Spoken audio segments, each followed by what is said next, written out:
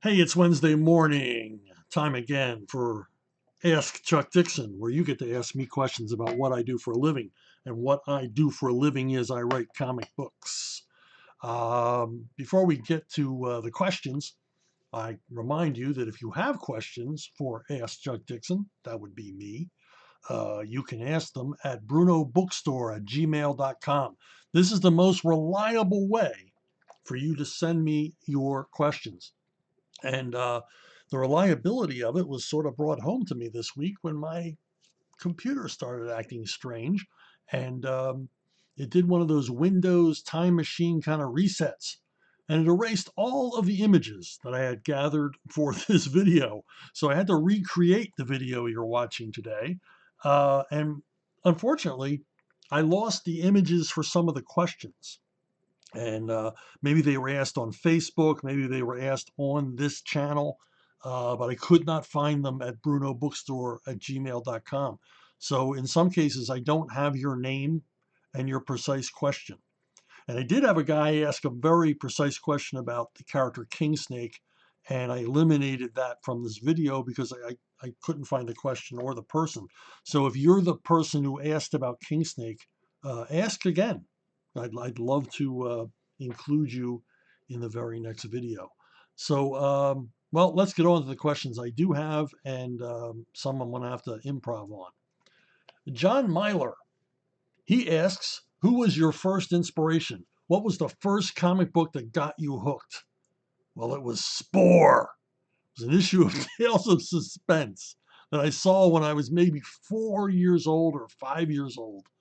And this is the issue. Um, and the first time I saw it, my dad bought it for me at a farmer's market, and it had the title ripped off. It had the top part of the cover ripped off. You older fans will remember this. You used to be able to go to used magazine stores and find magazines with the titles ripped off. The reason for this, not to get too geeky, nerdy, or too granular, the reason for this is that the magazine distributors, the news agencies, would allow you credit for return magazines by just returning the title. So you just tore the title of the magazine off, and they would give you credit as a return.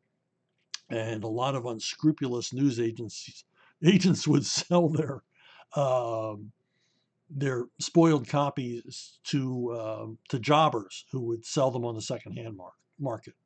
So these returns would get sold. Anyway, that's how I first saw this comic.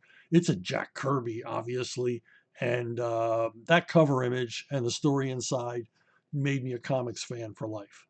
It was just I was riveted. I mean, that's a crazy, crazy imagery, even by today's standards, and just made me a comics fan. I wanted more of this kind of nonsense. All right. Someone asked me a question about, and I lost the question, and I'm sorry. Uh, if I've ever done anything wacky, if I ever created or wanted to create any wacky comics, and they seem to not know my full writing history.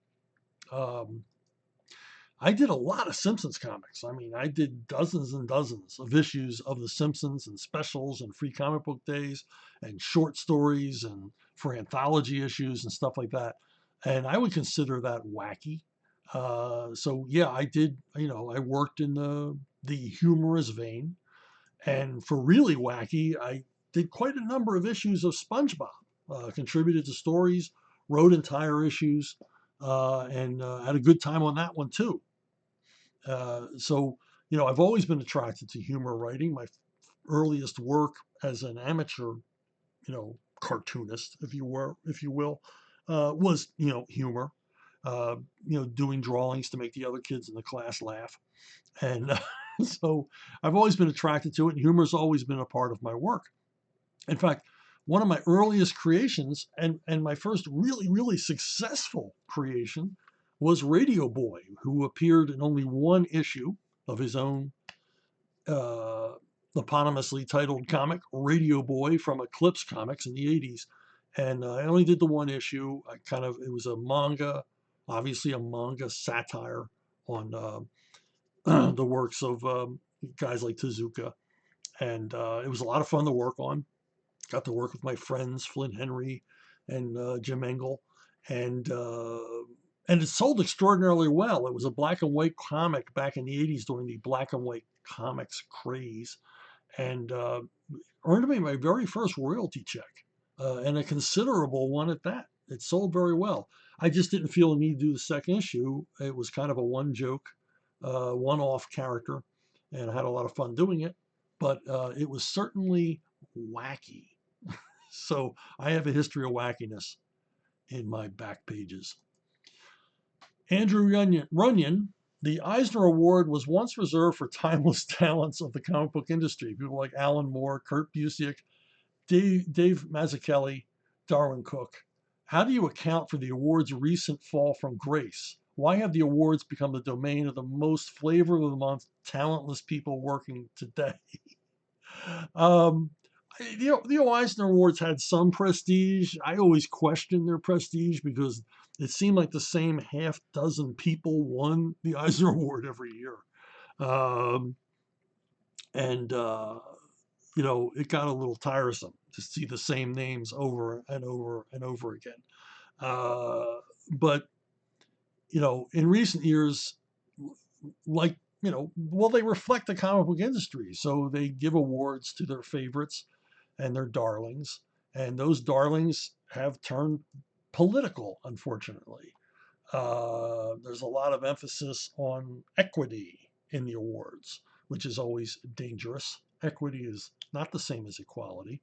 Uh, and it sort of, favors victims or who the cognoscenti see as victims. And so there's sort of a collapse, like there is across the entire spectrum of the comics medium, a collapse in talent, a collapse in craft, and this is rewarded by uh, the Eisner Committee and the people who vote for this stuff.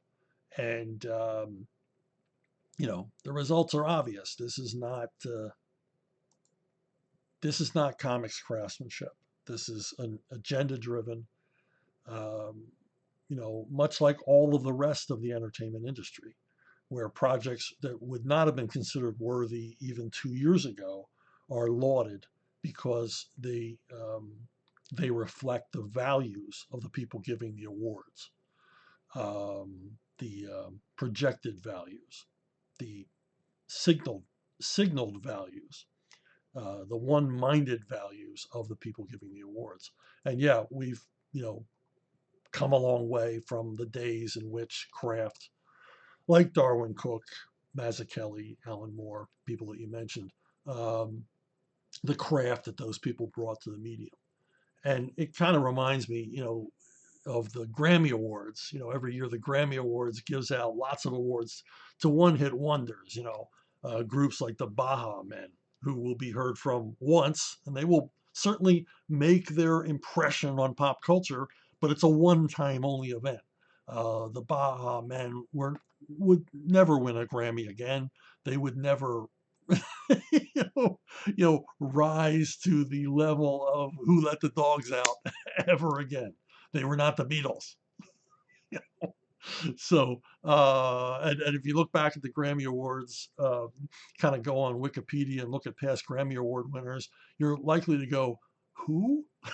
Because, you'll see people, they win the Grammy Award and they're never heard from again. And apparently that's where the Eisner Awards are going. Andrew asks another question. I've been reading your Winter World Mechanic Song novel recently, and it really moves. I never feel like I'm slogging through exposition or wading through dialogue.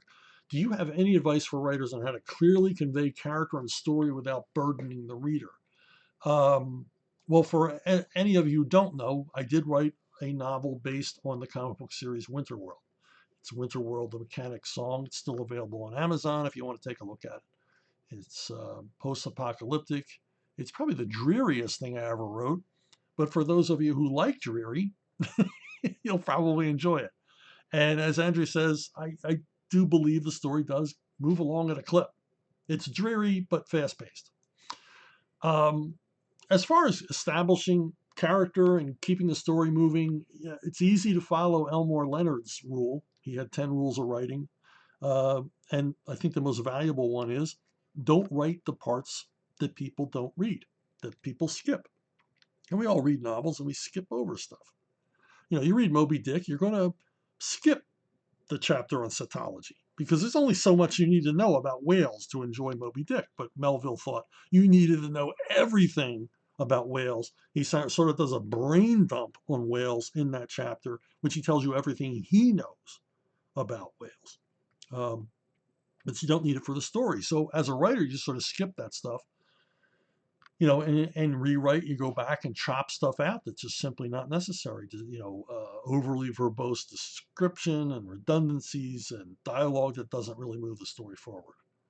And I don't know why I can do this. I read a book by John Milius recently, and he was asked this question.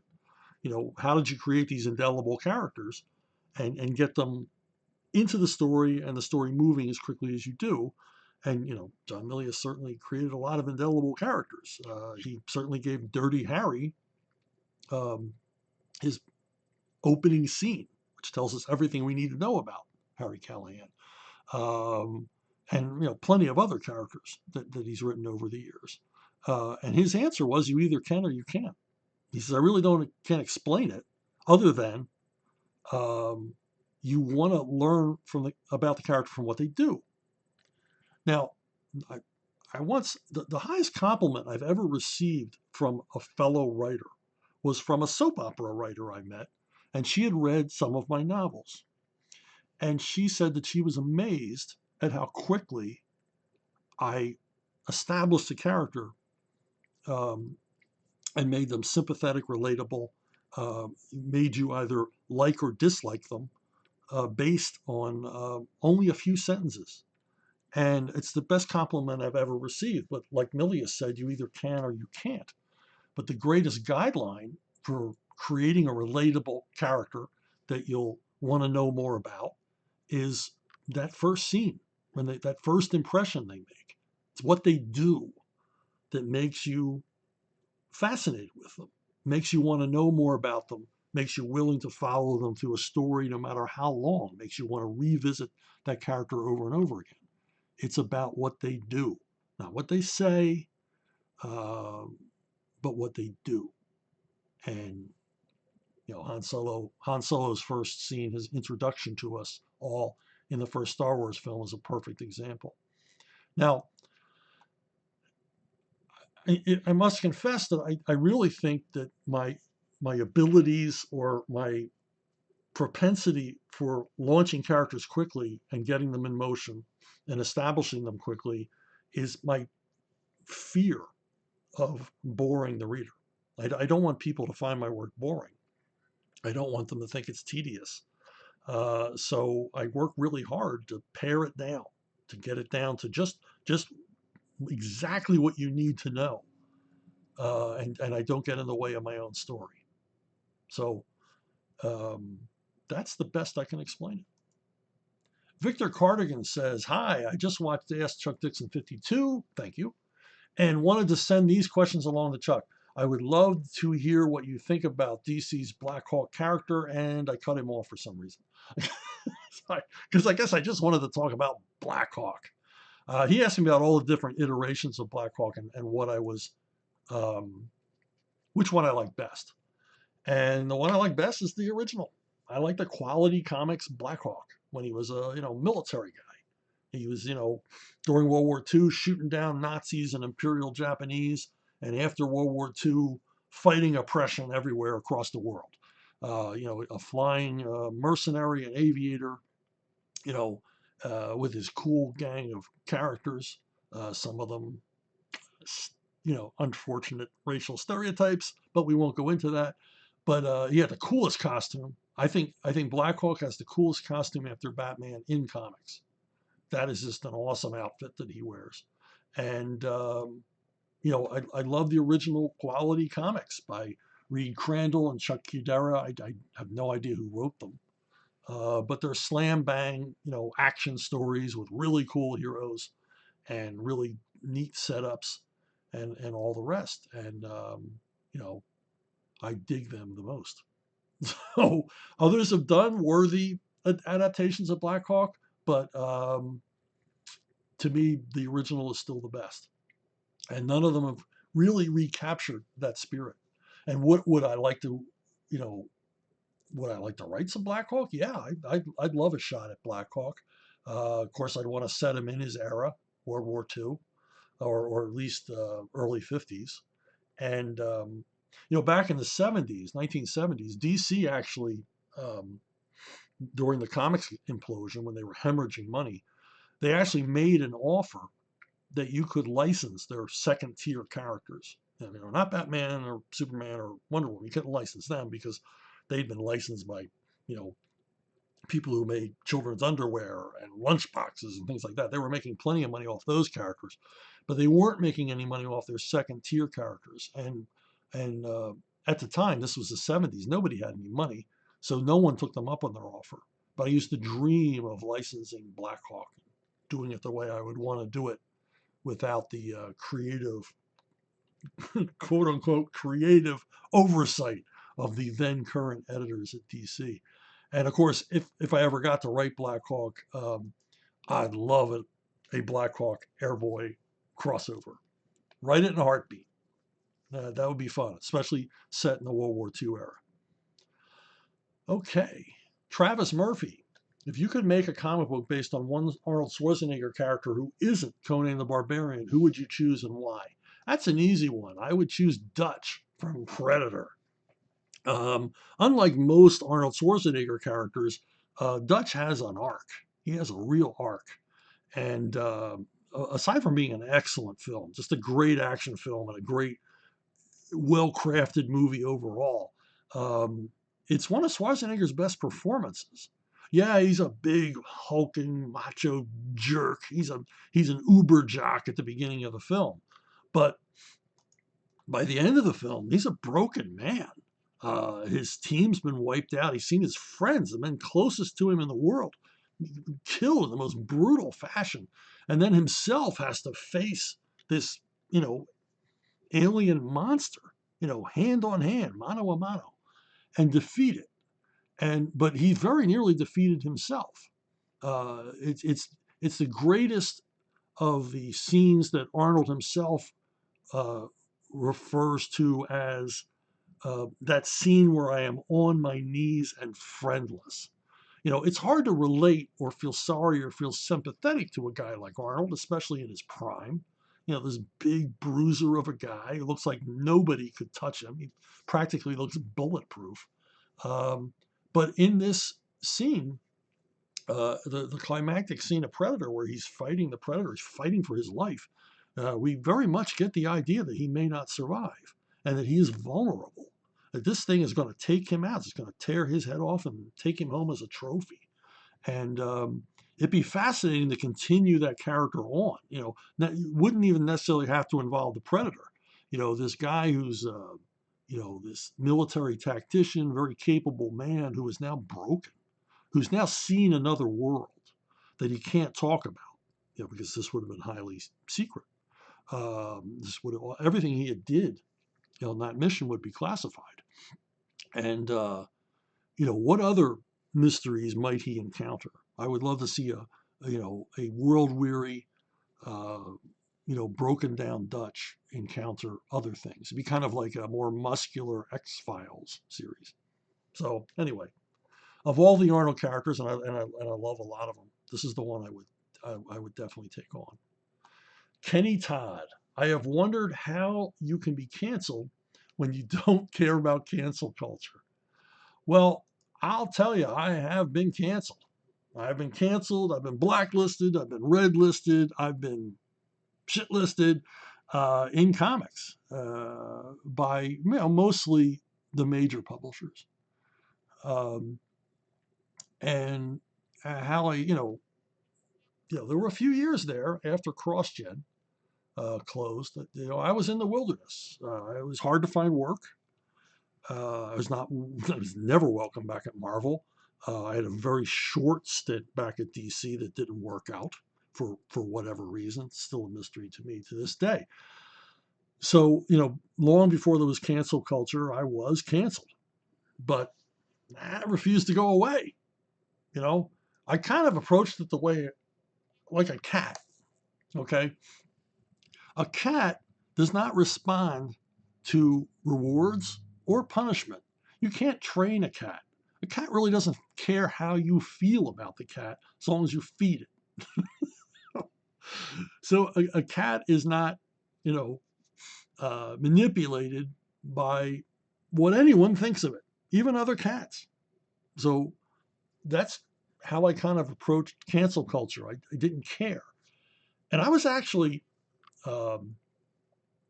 actually advised by several people, high up in the comic book business, to apologize, to go to DC and apologize, throw myself at their feet, go to Marvel and apologize, and say, I'm sorry. I'm sorry for the thoughts in my head. I'm sorry for that you don't agree with my political views. I'm sorry for things I said that may have hurt you. And I was advised to do this. And in one case, I actually told I had to do it in order to get an assignment. But I never did, because apologizing for your own private thoughts, your own private worldview, that's showing the enemy your throat. And there are enemies. You see it on the internet all the time. That's what cancel culture is. It's your enemies coming for you. And you can be on the left and you can be on the right. You can still get canceled. We've seen plenty of people on the left canceled by people they thought were their own, because they crossed some threshold. They broke some unwritten rule. And it's hard to keep up with the rules because they change all the time. And so, and also, you can be canceled for something that you did 20 years ago. You may have written a tweet or appeared on a message board and said something that was perfectly acceptable in 2012, but today is abhorrent. You know, you can get you labeled as a hater for saying something that was conventional wisdom only a few years ago, accepted by everyone. But the rules change, and that's the point of it, isn't it? To keep changing the rules so that you can eliminate whoever you want. Uh, so I never apologized, and consequently, didn't get any more work because I wouldn't do that. And I also strongly suspected that I was being poorly advised, because even if I had wanted to apologize, I don't think they would have given me any more work. I would have debased myself and not gotten any more work. But it wasn't in my nature to apologize. There's a story I always remember by the Stoic Epictetus, the Roman Stoic Epictetus, where a Roman senator came to Epictetus and he's told him he had been invited to a party at Caligula's palace. I think it was Caligula, one of those creepy Roman emperors. Been invited to a party at Caligula's palace, and in order to go to the party, the theme of the party was costumes. Each senator had to dress as a woman, and the senator asked Epictetus, well, what should I do? And Epictetus says, well, you should go dressed as a woman. And the senator said, well, would you do that if you were invited? And Epictetus says, no, I would never do that. And the senator said, well, why is it okay for me to do it, but you wouldn't do it? And Epictetus said, because you considered it. So it's kind of where I'm coming from. I would never consider apologizing to these people for any reason, because I've never done anything that I felt was wrong. It's contents of my own mind. It's my own viewpoint. It's my own opinions. Last I heard, you're allowed to have them. Now, I was in the wilderness, but I still survived. I worked on plenty of really interesting comic book projects, and some companies did welcome me. Some companies didn't care about my politics. And I've done any number of independent projects. It's actually an interesting phase in my career because I didn't rely on offerings from the big two. I wasn't required to have permission to write. I didn't pitch. People came to me and said, would you like to write this? And they either hadn't heard that I had been canceled, hadn't heard I'd been blacklisted, or they didn't care. And that's the point of it. If you don't participate, if you don't apologize, then your life goes on as it was.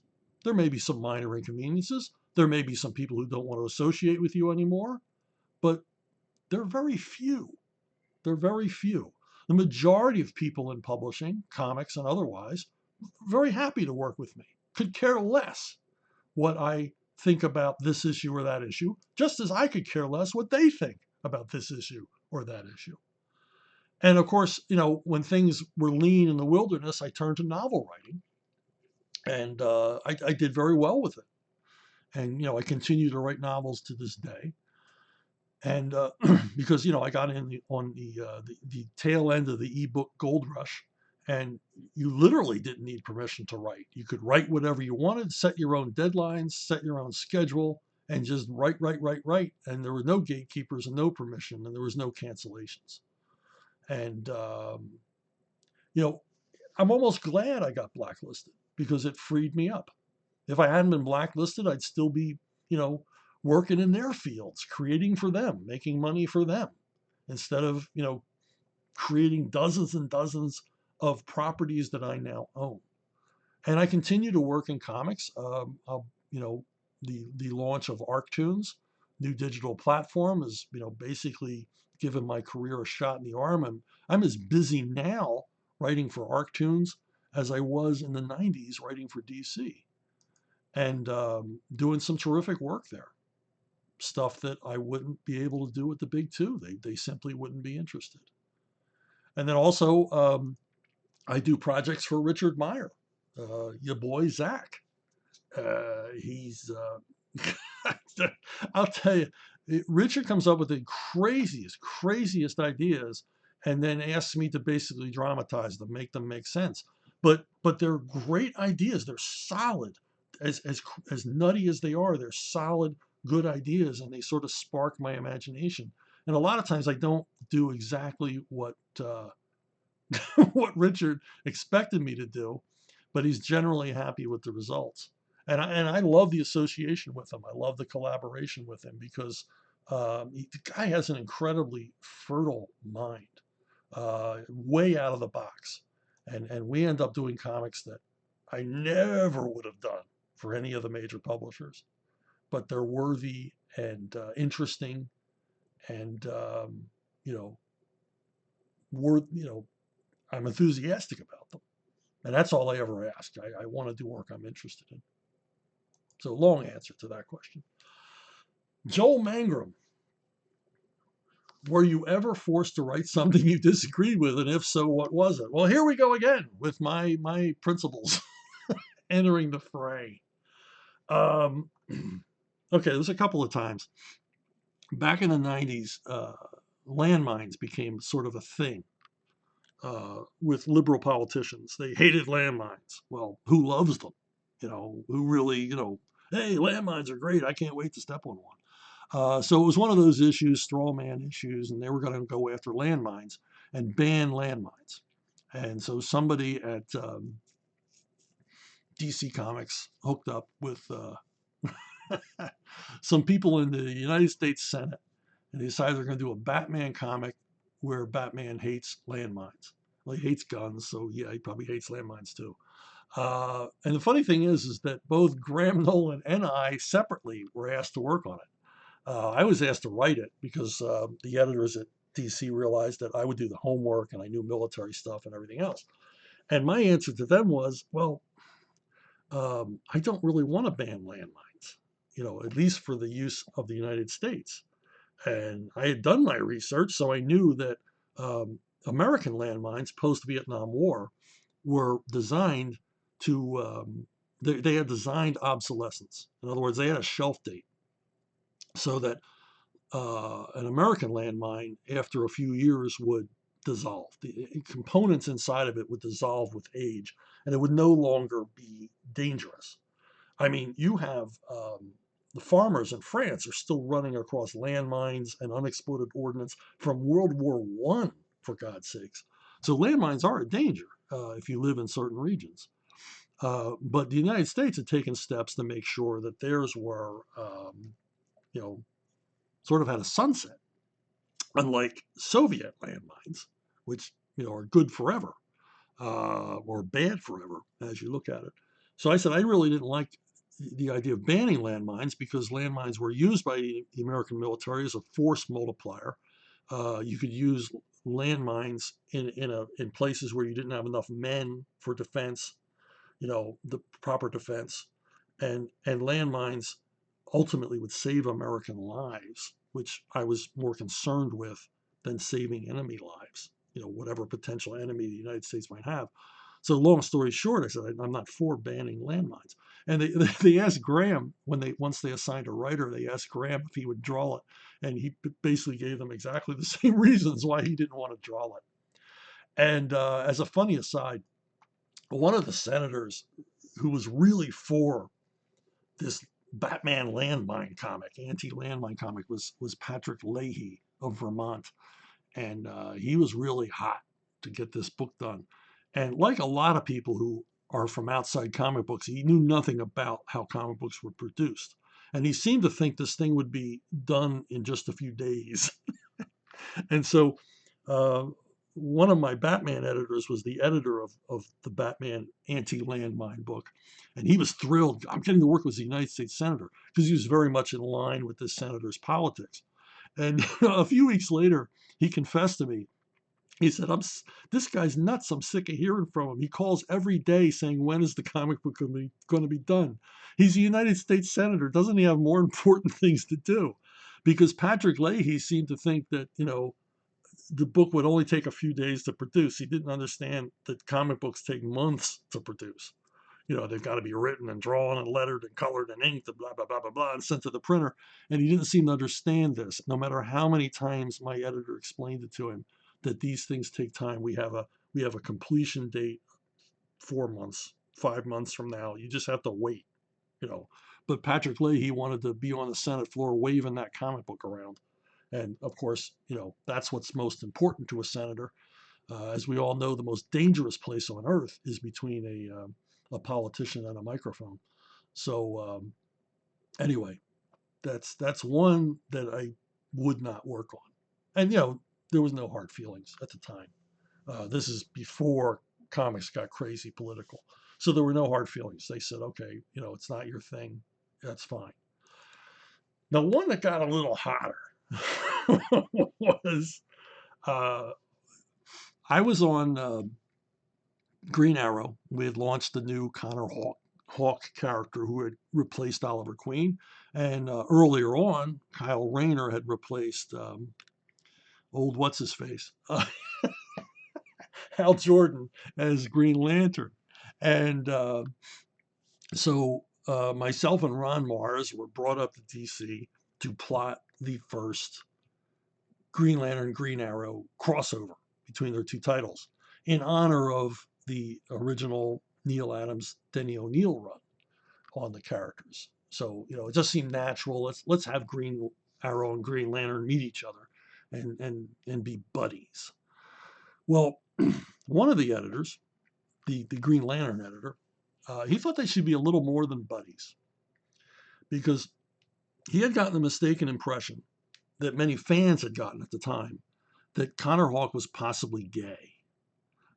Because I wrote Connor Hawk as kind of awkward around women and a little standoffish around women, immediately in the immature, subliterate minds of many fans, that meant he was gay. It's like, when two women in comics become friends, oh, well they got to be lesbians. There's certain people who kind of jump to that conclusion. I mean, and the thing is, I very carefully delineated that the reason why Connor Hawk had this sort of reluctant reluctancy to approach the opposite sex was because, number one, he'd been raised in a monastery, so he wasn't used to being around women. Women kind of flustered him. I thought that's kind of a cool thing for a superhero, because superheroes, they're such together dudes, so self-assured. But to have this guy be, this is his Achilles heel, women. It's like, I'm not used to being around them. The other aspect was that he's very much aware, being an illegitimate son of Oliver Queen, that his father, his biological father, was a womanizer. was a hound. Okay, it was basically abused women. He just used them. And Connor Hawk didn't want to be like his dad in that way. He wanted to be a great archer, and he wanted to be a hero, and he wanted to fight for the right, but he didn't want to be the kind of sexist pig that his, quite frankly, his dad was. So that was the other reason he was standoffish around women. Now, this editor was just hot for the idea that in this first crossover that Connor and Kyle sort of explore Connor's sexuality. And his idea was that Connor and Kyle share a kiss. And of course, this would be on the cover of the comic. And, it would make the nightly news, I guess. I guess that was the idea, that they would kiss.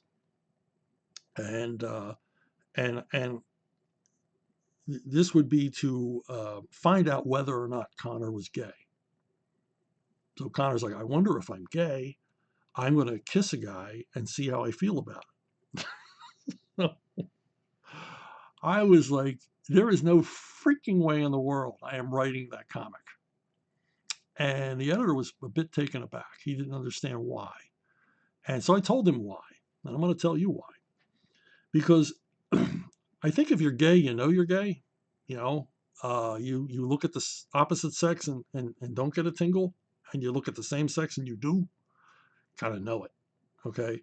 A kiss one way or the other is not going to, I thought it was simplistic and stupid is the main thing. And I said also, Connor and Kyle really they don't know each other that well. They're only, the only thing they have in common is they took over another guy's spot in the DCU and they both wear masks. Why would you do that? And even if they were best friends, and I said to this editor, I said, if your best friend came out to you and said he was gay, and you go, oh, well, that's fine. That's, I'm happy for you. This is, you decided to take this course in your life, own up to your own sexual preferences. That's great. But if your friend said, but I'm not sure, and I want to kiss you to find out, I said, would you let him? I don't think many men would. I don't think many women would. That's because that's weird. That seems kind of predatory, if you know what I mean. So I refused to do it. And it was kind of a very, very, very long morning in this conference room at DC. It seemed to go on for hours and hours and hours because this editor thought that he could convince me just by simply, restating his purpose over and over and over again. And ultimately I got him to admit that his purpose was to sell a lot of comics. It had nothing to do with anything other than exploitation. And I told him, I said, if you want me to create a gay character for you, I will. But I'm not going to, after all the time I've spent constructing Connor Hawk's personality to be the way it is, to just do a screaming left turn to get more sales. And I said also that kiss, that cover, would be in both of those characters' continuities until the end of time. And so those characters would be labeled gay, even if Connor Hawk said, I don't like kissing guys. And I said, you can't mess with continuity like that. You can't do that. And the funniest part of it is that Ron Mars was the writer on Green Lantern. I remember him like sitting, looking out the window during this entire conversation. He did not want to be part of it. I think he was kind of embarrassed by his editor. I'm sure his editor brought this up before the meeting, but Ron just sort of stayed out of it. My editor on Green Arrow tried to help out the Green Lantern editor, realized he knew me better than that editor did, and knew, okay, Chuck's feet are firmly on the ground here. There's no pushing him toward any other conclusion. He will not write this comic. And so, yeah, I steadfastly refused. And so my editor sort of backed away and was looking out the window too, literally sitting looking out the window, while the Green Lantern editor and I went back and forth and back and forth. And ultimately, we didn't agree to disagree, the other editor simply gave up because everybody wanted to go to lunch. So there, long answer about refusing, but no, I have never written anything I didn't want to write, and I never would, because you can't do your best work when you're writing what you don't want to write. I mean, who wants to read something by somebody who didn't want to write it? And you know, there you go. Maybe another writer would have given in, but not me. Mark Abramson, Stephanie Brown, one of my favorite Bat Family characters, and in my opinion, the most underrated. What was your thought process when you created her, and did you think she'd have such a long journey? Looks like she'll be co-starring in another Batgirl title soon. Any insight? I've said this before on videos, but I understand everybody doesn't watch every video. Stephanie Brown, the spoiler, she's the daughter of the Clue Master, was created as a one-off plot device. I got the idea, what if the child of a supervillain rebelled against the supervillain by becoming a vigilante hero, basically spoiling his crimes, you know. And Stephanie had a lot of reasons to hate her father, Arthur Brown, the Clue Master. And so, I did a 2 or 3 issue arc, which we introduced this teenage girl. She was a woman of mystery girl, who was ruining all of the Clue Master's schemes. Although, Batman and Robin never really needed that much help with the Clue Master because he was always a second-rate Riddler. But that made it even funnier that he was kind of a loser, back-tier villain who, whose own daughter, spoiled things for him. But the thing is, the character caught on. We got letters. I mean, this is back when we would get letters, and we got hundreds of letters saying, when is the spoiler coming back? Not if or is she, but when. They thought we were establishing a character. So I this very unusual position of having to think more about this character that I only thought of as appearing one time. I had no plans for her. Tom Lyle and I created her, and I thought she had a good look and everything else, but I didn't think anything beyond that. So I kind of had to start thinking about her personality. And over time, thinking about what it would be like to be the child of a super criminal, and how would that impact her? How would that impact her mother? Their lives were basically, ruined by this creep who was her father. Um, how would that impact her? How would she continue on? Why would she continue on? Once her father's in jail, why would she keep doing it? And I sort of brought her into the more into the Robin continuity than the Batman continuity. She was a frequent co-star in or guest star in Robin's monthly title, and she really, the fans responded. They liked her from the beginning, and they liked her even more as I added more and more nuances to her character and more things to her background. Of all the comic book characters I created for the big two, she's the one I have the most affinity for. She's the one that seems most real to me. I kind of based her on girls that I knew growing up in the suburbs. We were, lower middle class, and I kind of understood that kind of character. And she, that's the way it was. I mean, she sewed her own costumes. She rode around on a dirt bike, a used dirt bike, because that's what she could afford. She didn't have the greatest life. She didn't make the greatest life decisions. But she always, in the end, did the right thing. So Stephanie is a character I have a lot of affinity for. I was really, upset when they killed her initially, but I was glad to be hired on to at least bring her back to life. And I'm glad she continues to be a part of the DCU. But like I said, it was created as a one-off character, but the fans demanded more. Because you demanded it. I had to do more Stephanie Brown, and I was very happy to do so. Sean Farrell. Hey, Chuck, since you're a transplanted Floridian, any thoughts on its own crime writers? Carl Hyacin, for example.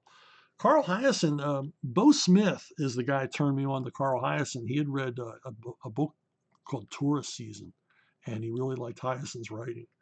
And I read, I mean, I must have read like 10 Hyacin novels, and I liked them. They were funny, they were engaging, they were well plotted, and he had all, he's a Florida native. He understood a lot about Florida, and I understand even more now that I've lived here almost 20 years. Well, no, I have lived here for 20 years. Um, the funniest phrase that I often steal from him is that, people say there's no change of seasons in Florida, and he says, yeah, there is. You can tell the seasons are changing when the license plates start to change color, and that's very, very true. So I read Carl Hyacin for quite a while, but I stopped reading him after a while because his stuff became very political. It became one-sided political, and I don't mind political writing as long as it's fair and entertaining, but a lot of his political writing just seemed mean. It wasn't funny or engaging. It just seemed to be, he was angry about something and wanted to put it in the story. So I stopped reading his stuff. But I suggest you pick up particularly his early novels, Tourist Season, Double Whammy. I think there's one called Lucky You and Striptease. They're all terrific. I mean, they're great crime caper novels.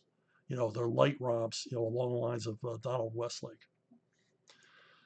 Charles Willeford's probably my favorite Florida writer. Willeford created the character HAWKAAA Mosley.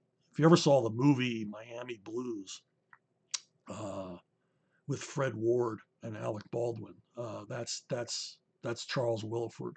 Willeford was a hard-boiled writer, and he wrote really mean novels, but they have a lot of heart, and you really care about the characters. But they're no holds barred, no blinking away from the sheer evil that that exists in the hearts of some people. And the stories are engaging, super fast paced. Willeford always wrote page turners, but there's an honesty to them. There's no glamour in these crime stories at all. And he wrote in a lot of different genres, not just detective fiction. And the Mosley novels really aren't even detective novels. They really are novels that are about a detective. Um, but anything Willeford wrote is worthy of your attention. I mean, he wrote Cockfighter, he wrote The Wild Wives, he wrote back in the days of the exploitation paperbacks when they were just turning out crap, filled with sex and violence and tawdry, evil characters just to draw readers in. But Willeford saw it as more of an art form, and he really applied a lot of craft to his books, and they are pulp literature to my mind, and a lot of them set in Florida. So and a lot of them are very educational. There's one, the Burnt Orange Heresy is about the modern art world. He wrote a novel, I can't remember the name of it now, and it was about a drug detailer guy, a guy who works for the big pharmaceutical companies, going around, pushing pharmaceuticals to private doctors, things like that. They're very much grounded in reality, and that's what I liked about them. Now, a guy writing currently is James Swain, who I understand doesn't live that far from me. He lives over in Newport Richey, which is like a 20-minute drive from my house. And I've run into people who've run into him. You know, I was at a furniture store once with my wife, and the saleswoman asked me what I did for a living. I said, I'm a writer. And she said, well, another writer comes in here. And she started telling me all about James Swain. And I had already read a number of his books. Swain comes from an interesting background. He worked for he worked as a security consultant for the major casinos in Las Vegas. And a lot of his novels are set around that world of sports betting, casino betting, things like that. And his background is what his characters are very good. They're very interesting, and his prose is muscular. He knows how to move a story along. He knows how to make an interesting mystery story. But the best thing about it is the little you know, bits of inside information he gives you on hotel and casino security, things that you would never be able to learn unless you worked in those industries. And so I highly recommend these. He's a Florida based writer, but he doesn't always write about Florida. He writes about Las Vegas and Atlantic City and Reno and places like that. But the stuff is excellent and written with an authority on the subject matter that, like I said, you would have to be experienced in those areas to even know any of the things he talks about. But it's all I don't know, anything involving casinos and casino gambling fascinates the hell out of me. I don't go to casinos. I don't gamble myself, but for some reason that world is very interesting to me. And Swain explores it like a champ. So that's it for this week. Don't cancel me. Come back next week. And if you think about it, go to Arkhaven, their Patreon site, and help me out.